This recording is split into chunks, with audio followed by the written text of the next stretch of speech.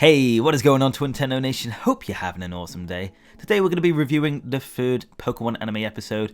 Me and Ollie, for those who have missed it, me and my bro basically talk about the new Pokémon anime episodes in quite a bit of detail. The last one was clocking in at around 21 minutes.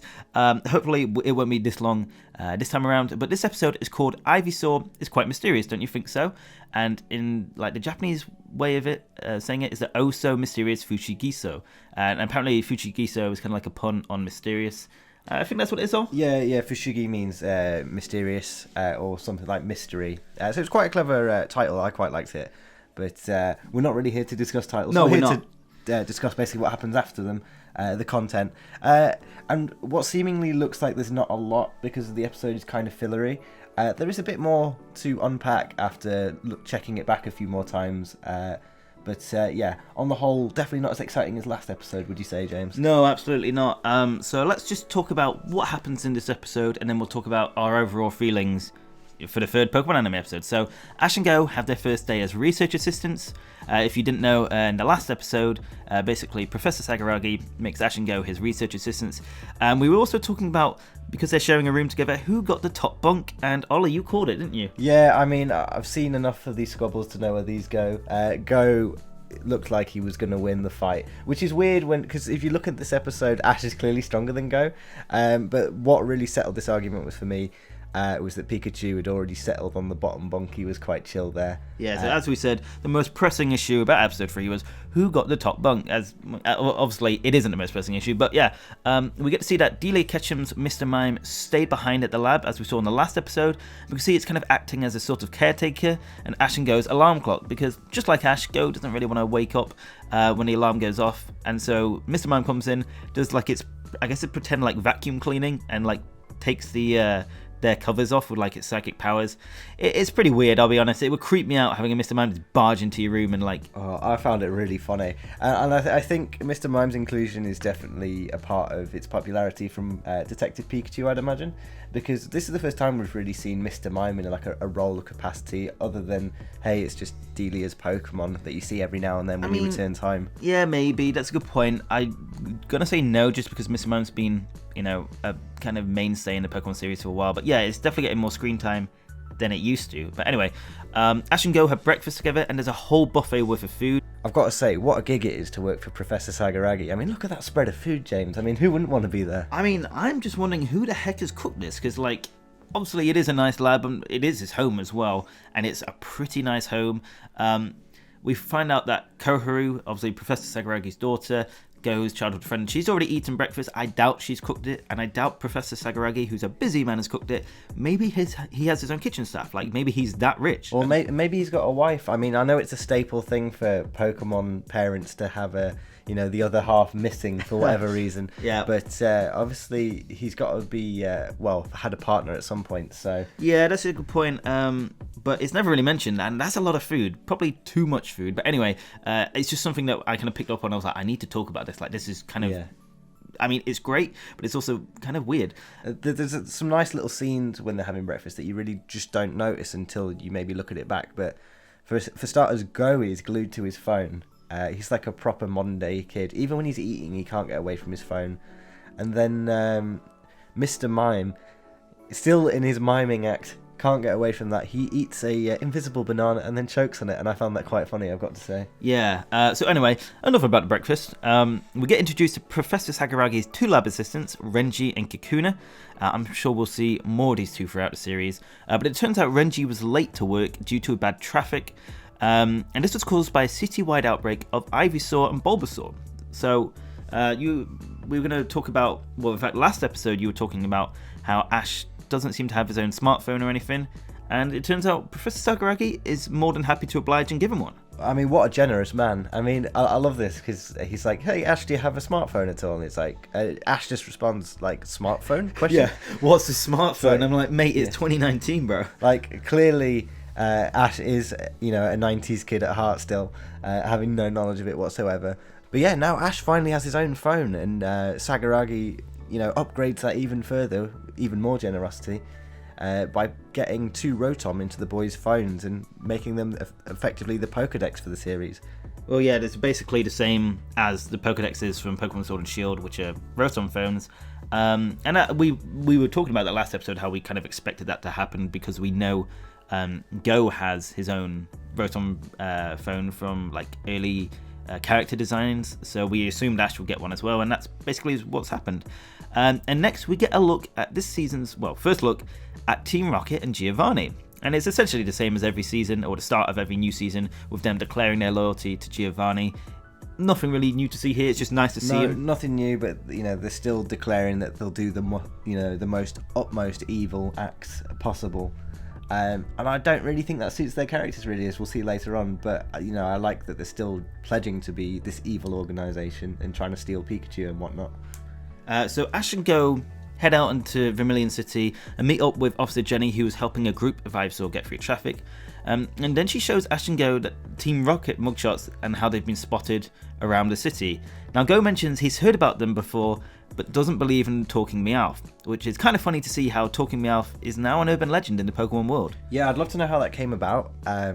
Surely if someone's seen one, and especially in this smartphone ready age, that perhaps he'd have been filmed and posted around social media. Really curious to see where that urban legend came from, but yeah, it's interesting. I think Team Rocket are such goofballs and they do so many dumb things around populated cities that it's going to catch on that there's a Talking Meowth. I'm surprised it's only really like Ash knows about it. Yeah, I'm just surprised it's still a legend. At this point you think it'd be a certified fact, but there you go. But enough of that. Ash and Go stumble upon an Ivysaur trying to get past a wall, and they have two different ideals when it comes to Pokemon, and they have their first falling out, hopefully the last, but let's be honest, it probably won't be. No, they're far too headstrong for this to be the last falling out that they have. It was definitely a clash of ideals.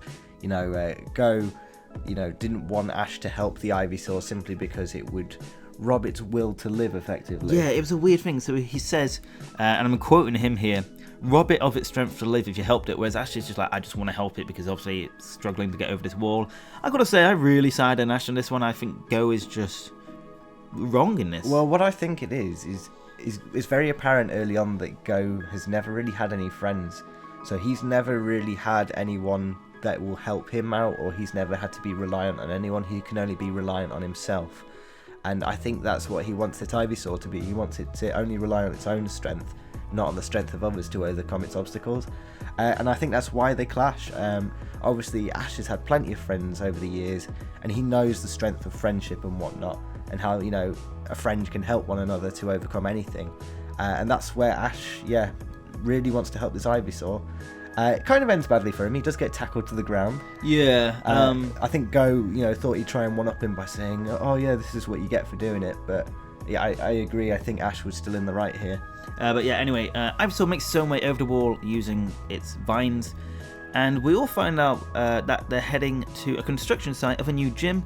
Now, I'm unsure if this is a new gym for Lieutenant Surge, because obviously he's the gym leader of Vermilion City. However, to me, this looks like a gym that's very, very similar in terms of shape and design from the ones in Pokemon Go. And again, it might be another Pokemon Go reference, because we saw one last episode with the coloured eggs.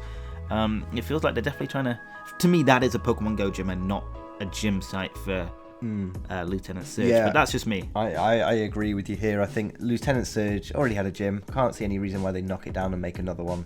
Definitely in agreement with you. So the construction site of the gym used to be a sunny grassland, and Bulbasaur and Ivysaur from all over the city would go there to bask in the sun. Once there, the Ivysaur and Bulbasaur are very disappointed to see that their land has been built upon. I say their land, it's not really, but it is kind of their place they go to a lot. However, they do see the sun shining at the top of the building and begin to climb it. So Ash and Go follow them, and we see how much more agile and athletic Ash is in comparison to Go. We kind of see a lot of things like this with Ash getting the better of Go in this episode. Obviously, he has more experience from his travels and stuff, and we'll talk about that at the end of the episode, won't we? But yes, we will, yeah. So basically, once at the top, we see the Bulbasaur and Ivysaur relaxing in the sun, and Ash tells Go to act like an Ivysaur to better understand them, with Go reluctantly complying. And this again is Ash showing his knowledge, his experience on Go, that he's got more knowledge than Go. Go's kind of like a bit taken aback by this. Well, I also think it's just Ash is his approaches to things are very proactive and goofy, and I think he just likes to know a Pokemon, you've got to think like a Pokemon, and whereas Go seems to take a more human approach to things, and he found it a bit embarrassing, but in the end I think he saw sort of the wisdom of Ash's approach in the end. It turned out to be the right thing to do. Yeah. So the Ivysaur and Bulbasaur are about to evolve, and I'm assuming that's because of all their photosynthesis and because of the sun. And then Team Rocket throw down a net onto them, and they stop evolving. Yeah, clearly Team Rocket tapping the B button up there. Yeah, this was interesting to finally see Team Rocket. I've been waiting for it a while. They are absolutely some of my favourite characters in the entire series. Yeah, definitely for me as well, especially James. I absolutely love James from Team Rocket. Doesn't have anything to do with your name, I was just about to say, it doesn't have anything to do because we're both called the same name, obviously, but he's just one of my favourite characters. He's so good. But anyway, yeah, really good to see him, as Ollie was saying. And we get to see a new Team Rocket motto and a new mechanic for them, but not before. You were talking about her earlier, that no one's really filmed Meowth talking. As soon as Go sees Meowth talking, he starts snapping pictures. I don't know why he's not recording it with a video on it. Yeah, considering he did that with Lugia, that's a very good point. And I know Meowth says, "Oh, I hate people like this," so maybe he's been filmed before or something. Oh, maybe. Who knows? But we do get to see a new aspect of Team Rocket, and this was heavily rumoured before the series came out, is that there would be some sort of robot or mecha involved. And a Pelipper touches down a vending machine robot after they've had the Ivysaur taken away from them. Pikachu uses Iron Tail and gets him back rather easily, I thought. But yeah, after that we do see a delivery from Pelipper. And this robot's kind of interesting, James, isn't it? Yeah, so basically it is a vending machine, or I say vending machine, it's more of what are those kind of capsule machine? A capsule machine, yeah. Yeah, full of Pokemon owned by Team Rocket. And these Pokemon, they're no pushovers. I do expect to see a few duds in there eventually. But Jesse and James use Meowth's coin on its head to get 2 Pokeballs out, which, by the way, I was really worried because they turn it, basically. It's like a thing you turn if you've ever, use capsule machines in real life, and I honestly thought Meowth's coin was going to snap off his head. Yeah, I was terrified for that as well. Yeah. But yeah, they get 2 Pokeballs out, and it turns out to be Gyarados and Tyranitar. So when they open the Pokeball up, or they get like a little instruction manual, and it tells you which Pokemon you've got. And yeah, Gyarados and Tyranitar could be a lot worse, I'm not going to lie. Yeah, it was really cool, actually. I remember, obviously, in the opening that they used Tyranitar and Corviknight, I believe. And I thought that was just to show a really cool action scene. But, clearly this is the type of Pokemon they'll be using in the new anime, and I find that really fascinating that they'll finally have some powerhouses to go up against this, incredibly strong Pikachu. Yeah, so I'm assuming this is going to be the first Pokemon series where they don't really have their own team. It would be nice to see Team Rocket, catch their own Pokemon, because I think fans always like to see who they own, and they do treat their Pokemon well, to some degree, I think. But yeah, it looks like they're going to have a lot of loaned Pokemon this series. But I do think these are here to stay. Obviously, Tyranitar being in the OP and already being in Episode 3. I think whatever they pull out of the machine, and this is just a guess at this point, but I think whatever they pull out, they will keep on themselves. So anyway, Pikachu takes on both of them, because obviously Go doesn't have a Pokemon yet, because he's so, he could have had a starter, but he's like, no, I'm going to get Mew first, which is obviously backfiring now.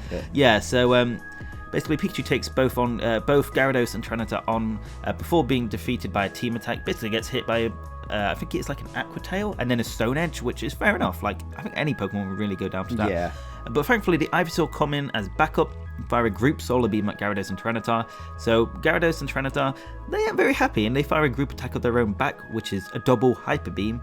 And Ash steps in front of the Ivysaur to protect them, much to Go's surprise. And I was honestly thinking, we're 3 episodes into the new series, and Ash is basically going to turn into stone like the first Pokemon movie. But thankfully, somehow Pikachu uses Thunderbolt, breaks through 2 Hyper Beams, and sends Team Rocket packing along with Tyranitar and Gyarados. Now, I do want to mention, what happens to these Pokemon? Do they put them in the Pokeballs and then put them back into the machine? Because if I was Team Rocket, I'd just keep using Meowth's coin, get as many Pokemon out. They wouldn't have lost that. They used 10 Pokemon. I mean, I know it'd probably be difficult to control them all, but they could have really won that battle. They are a bit stupid, and I think obviously that's a lovable fact about them, but that's also goes along with my theory that I do believe they will keep whatever they pull out. There is also a nice little scene where obviously these 2 Pokemon get hit by the Solar Beam, and then Jesse and James look to these Pokemon straight away to see if they're okay. Clearly showing they're not as evil as they declare to be. Yeah, and it was quite nice that even they've known these Pokemon for about 2 minutes and they still care about their well-being an awful lot. So that was quite nice. Yeah, I was going to mention that. That's what I do like about Team Rocket. They're not necessarily bad guys. Well, they are, but the way they treat Pokemon, they're good Pokemon trainers. But anyway, afterwards, the Ivysaur and Bulbasaur all evolve, causing flowers across the city to bloom. Ash and Go then return to the lab, and Ash and Go make up for their earlier falling out. Because it goes like, can we be friends? And Ash is like, we are friends. And again showing Go's naiveness and just really lack of experience, noviceness as a friend. As you were mentioning earlier. So I think we'll see more of that obviously in the series to come, but nice to know that hopefully they won't be falling out anymore after solving this issue. And essentially that was the episode. Now next episode we get to see Ash and Go to the Galar region. This one looks very, very exciting. We get to see Scorbunny, which I'm assuming is going to be Go's Scorbunny. It is quite different in the preview from how it was shown in the first ever preview. So we've talked about it in the second episode, the last review, that Garchomp's jaw was coloured wrong, and then they fixed it in the next, in fact, in the episode itself. And in the original preview of just the new series in general, Scorbunny was in its normal colours, it just looked like Scorbunny. And in the preview for this episode, it's really dirty and brown, and I'm assuming it's not because they're hiding its colours, they're like, oh, what's that Pokemon? Yeah, because we initially thought that, didn't we? And then you see there's a group of Nickit in their usual colours, so yeah, you think it's for a different reason. I think it's literally just because this Scorbunny's been living on the streets. It's just a messy Pokemon, and it just likes to get into trouble. And obviously, I think it's going to get caught, and obviously, Go's probably going to clean it up. But yeah, that is next episode. Let's quickly just analyse what's happened this episode. Yeah, on the base of it, you think there's not a lot of details to unpack here, but I think this episode was quite important to come before, Go's journey to Galar to catch his first Pokemon. Go really shows his noviceness as a Pokemon trainer. When they get to the gym and all the Ivysaur and Bulbasaur are disappointed, Ash points it out that obviously they look really disappointed, and Go can't tell at all. And I think if he were to get a Pokemon off the bat without experiencing how they feel and what a Pokemon battle is like, I think it was an important stepping stone for him before he actually catches his first Pokemon. For me, it's an episode I'm glad we've got out the way now. I can't say it's going to be a memorable one. It was quite disappointing. Not much happened. We didn't get to see any new Pokemon. It's felt like it's retreading steps from earlier and really old episodes.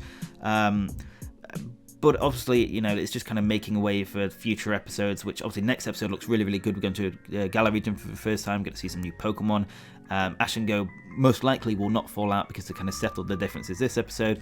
Like I said, not the most memorable episode, probably the weakest one so far, but it makes me look forward to obviously the next episode. Yeah, I can't disagree with any of that. Like I say, it does feel like a filler episode, but nonetheless probably one we look at and think maybe it was a bit important for Go's development. But yeah, definitely looking forward to next week's episode a lot more. And yeah, that's basically the episode review, guys. If you did enjoy it, as always, make sure to hit the like button down below, support this new series. Obviously we really enjoy doing it, and your support just helps us make more, basically keeps us motivated. And of course, if you want to stay up to date with everything Pokemon anime, and of course Pokemon Sword and Shield, make sure to hit the subscribe button down below to become a part of the Twintendo Nation. Anyway guys, thank you so much for watching. Hope you have an awesome day, and we'll see you on the next review. Peace!